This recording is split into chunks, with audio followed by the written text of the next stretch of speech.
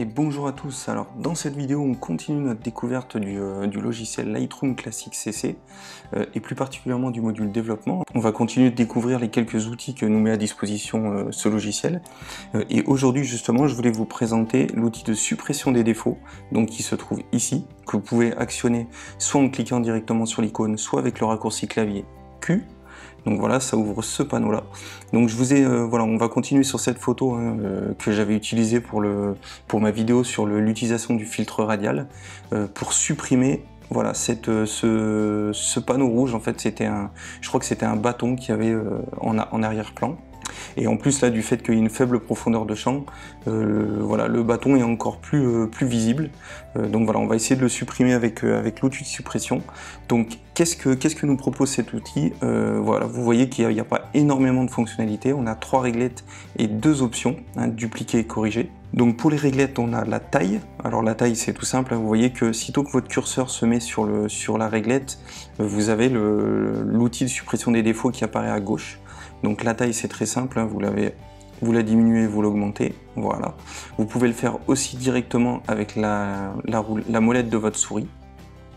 Voilà, vous augmentez, diminuez comme ça, c'est beaucoup plus facile que d'aller directement sur la réglette. Ensuite on a le contour progressif. Alors le contour progressif c'est exactement le même principe que ce qu'on a vu avec le filtre radial dans la précédente vidéo. On va déterminer si la correction qu'on va faire, si le contour est progressif ou s'il est franc. Donc voilà, plus vous approchez de 100%, plus vous avez un contour progressif, et plus vous diminuez jusqu'à 0, et plus là le contour sera vraiment marqué et la correction sera beaucoup plus visible. Donc moi ce que je vous conseille c'est, voilà, de manière arbitraire vous fixez autour de 70.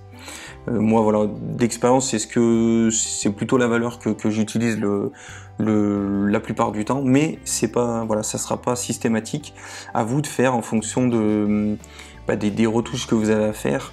Essayez de jouer avec ce contour progressif si jamais vous voyez qu'il y a quelque chose qui vous plaît pas forcément. Ensuite on a l'opacité. Alors l'opacité c'est très simple aussi. Si elle est réglée à 100%, chose que je fais systématiquement, en fait la correction que vous allez faire va complètement supprimer le défaut que vous voulez supprimer de votre photo, hein, ce qui est un peu le but. Mais si vous voulez simplement l'estomper légèrement, plus ou moins légèrement on va dire, il suffira de jouer sur l'opacité. Donc voilà, moi je sais que quand je veux supprimer un défaut, je veux vraiment le supprimer, je veux plus qu'il soit présent, donc j'utilise dans la majorité des cas cette valeur à 100%. Ensuite on a les fonctions dupliquer et corriger. Alors dupliquer c'est très simple, en fait c'est quand vous sélectionnez le défaut que vous voulez supprimer, Lightroom va analyser les pixels qui se retrouvent dans cette sélection, va chercher dans toute la photo ce qui pourrait correspondre à ce que vous avez sélectionné, va sélectionner la zone et va la copier, donc la dupliquer sur la sélection que vous avez faite pour supprimer le défaut. Donc voilà tout simplement. Alors ça peut arriver que ça rate, hein. Il est possible même que dans les démonstrations que je vais vous faire après, qu'il y ait quelques ratés, mais ça c'est pas très grave, on verra comment faire après si jamais ça se produit. Et on a l'option corriger, qui elle est beaucoup plus intelligente, et c'est pour ça que moi c'est celle-là que j'utilise la plupart du temps. C'est qu'elle va faire un mix des deux, c'est-à-dire que quand vous allez faire votre sélection du défaut que vous voulez supprimer, Lightroom va, de la même façon que la fonction dupliquer, va sélectionner une autre zone et va faire un mix des deux pour essayer de supprimer le défaut. Donc on a souvent des corrections qui sont un peu plus précises et qui sont moins marquées et moins visibles sur vos photos. On va faire l'essai tout de suite. Alors je vais sélectionner dupliquer, on va baisser un petit peu la taille parce que c'est un peu gros. On va essayer de supprimer ce poteau. Donc là il suffit, hein, vous voyez, vous restez appuyé avec le bouton gauche de votre souris, vous tracez, vous relâchez et là il va sélectionner. Il a fait une sélection qui est plutôt pas trop mal. Par contre il a rajouté une zone blanche ici. Alors ce qui est bien c'est que ici c'est la source, en fait c'est l'endroit que vous avez sélectionné. Donc le défaut que vous voulez supprimer se trouve ici. Et ici c'est la destination, c'est-à-dire que c'est Lightroom, c'est la zone que Lightroom a trouvé qui se rapprochait le plus de l'endroit que vous avez sélectionné. Là le problème c'est que il a un petit peu, voilà, il est un petit peu trop descendu. Donc ce que vous faites c'est que vous sélectionnez la source qu'il a mise et vous la bougez. Vous voyez, on peut ajuster comme ça et on essaye de se mettre dans la continuité de la neige, hein, qu'il y avait derrière, parce que c'était de la neige qu'il y avait en arrière-plan. Et vous voyez que là on n'est pas trop mal. Donc on ferme l'outil de suppression des défauts et on voit que le poteau n'est plus apparent. Mais si vous voyez bien, on voit quand même la démarcation ici, on voit qu'elle est quand même visible. Alors, il faut savoir que quand on utilise ce genre d'outil, nous, voilà, en tant que photographe, on est focalisé sur les endroits qu'on a retouchés, donc on voit tout de suite plus facilement qu'il y a une retouche ici que si vous le montrez à quelqu'un, voilà, qui est hors des retouches photo, qui n'a pas vu ce que vous avez fait, ça lui sautera beaucoup moins aux yeux. Mais nous, en l'occurrence ici, on voit qu'il y a quand même cette démarcation. Donc ce qu'on va faire, c'est qu'on va refaire la même manip, mais avec la fonctionnalité corrigée. Donc je bouge pas la taille de l'outil de suppression, je bouge aucun paramètre, je vais faire le même tracé, et on va voir ce qu'il nous fait. Donc là, il nous sélectionne la zone, donc il a été un petit peu plus efficace sur ce coup-là, mais on va quand même le retoucher un peu. Voilà, et on l'enlève. Et là, vous voyez que c'est très net, hein. Il suffit de revenir en arrière dans la vidéo, vous verrez que le contour de la suppression est beaucoup moins marqué, et là, elle est quasiment plus visible du tout. Donc voilà, c'est pour ça que moi j'utilise principalement la fonctionnalité corriger plutôt que dupliquer. Voilà, dans 90% des cas, c'est ce que j'utilise. Donc voilà, donc comme vous voyez, on a bien retouché le poteau. Maintenant, je voulais vous faire part d'une petite subtilité. On va supprimer, on va zoomer sur la photo, qui vous est peut-être déjà arrivé si vous utilisez Lightroom quotidiennement et que vous utilisez l'outil de suppression des défauts. C'est lorsque vous avez à faire voilà, une retouche, on va dire, plus poussée, c'est-à-dire à cumuler les suppressions des défauts, parce que là on peut en mettre vraiment plusieurs, on peut en mettre plein sur la photo à plusieurs endroits différents. Là on en a fait qu'un parce que le poteau voilà, c'est rectiligne et c'est une zone qui est assez simple, mais on va essayer de la diviser en plusieurs parties. Vous allez voir la problématique. Donc on fait un premier tracé. Et ben voilà, par exemple là c'est parfait, il s'est complètement, voilà, il n'a pas sélectionné, il n'a pas supprimé le défaut, là il a même copié une partie du poteau rouge et il l'a recopié au-dessus. Donc ça peut arriver, donc ça c'est pas très grave, hein. Vous sélectionnez vous en manuel une zone qui peut convenir. Ensuite on va sélectionner une autre zone ici. Voilà, donc là on en vient à une partie qui est pas toujours évidente, c'est cette partie rouge qui se trouve ici.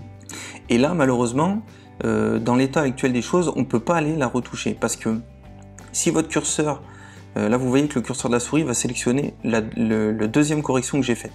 Donc là vous ne pouvez pas tracer, vous allez bouger la suppression que vous avez faite, le tracé que vous avez fait précédemment. Et si je monte un peu plus, je vais sélectionner le premier que j'ai fait. Donc là du coup, on ne peut pas aller retoucher précisément cette partie-là, sauf faire carrément un grand trait qui nous permettrait de corriger. Mais vous avez pour ça, donc dans un cas comme ça, vous avez ici l'outil d'incrustation, donc qui là est en mode auto. Donc qu'est-ce que le mode auto? C'est très simple, alors on va dézoomer. Le mode auto c'est simple, c'est quand votre curseur est sur la photo, ça affiche toutes les corrections que vous avez faites. Si vous sortez de la photo, voilà, vous avez vu que les suppressions, tous les endroits où on a appliqué les corrections ont disparu. Donc ça c'est le mode auto, mais vous avez plusieurs autres modes. Vous avez le mode toujours, donc celui-là il est plutôt simple à comprendre, peu importe où vous trouvez avec votre souris, les suppressions, voilà, les corrections que vous avez faites sont apparentes. Vous avez ensuite sélectionné, donc là, seule la correction qui est sélectionnée apparaît, donc si je sélectionne l'autre, vous allez voir que celle du dessous a disparu. Et inversement, voilà. Celle-là, autant dire que moi je l'utilise jamais parce que je la trouve pas très pratique. Donc ensuite on a le jamais, vous allez voir que si je zoome dessus, voilà. On peut se balader sur la photo, vous voyez que les autres corrections qu'on a faites n'apparaissent pas et on pointe pas dessus, on les sélectionne pas quand le curseur passe dessus. Donc là on peut venir retoucher la zone qui nous va bien. Et hop, voilà. Vous voyez que là on a supprimé la petite partie rouge. L'inconvénient du mode jamais, c'est que si jamais il se trompe comme il s'est trompé tout à l'heure, on peut pas venir retoucher, reprendre et corriger la position qu'il a sélectionnée. Donc il existe une possibilité, c'est le raccourci clavier H. H en fait va vous permettre de réafficher toutes les corrections que vous avez faites. Je vais dézoomer. Vous voyez que là je rappuie sur H, ça les corrige toutes, enfin ça les cache toutes, et là ça les affiche toutes. Donc moi ce que je vous conseille, le mode jamais, j'utilise jamais. D'ailleurs là, il est repassé en mode auto automatiquement. Moi, je me mets en mode auto et j'appuie sur le bouton H quand j'ai besoin d'aller faire une retouche que les autres corrections que j'ai faites me dérangent. Et je les réaffiche pour voir un peu ce qui se passe.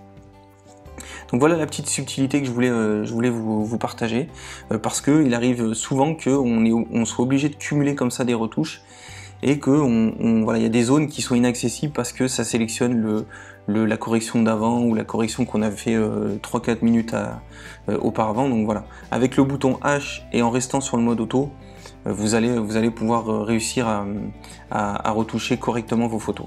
Donc voilà pour cette photo là. Alors on peut peut-être continuer. Donc là voilà, par exemple, hein, on a de nouveau le point, hein. Si je veux continuer ici le tracé, vous voyez que ici je peux pas venir sélectionner la zone parce que ça sélectionne cette correction là. Donc là on appuie sur H et on vient faire la suite de notre correction.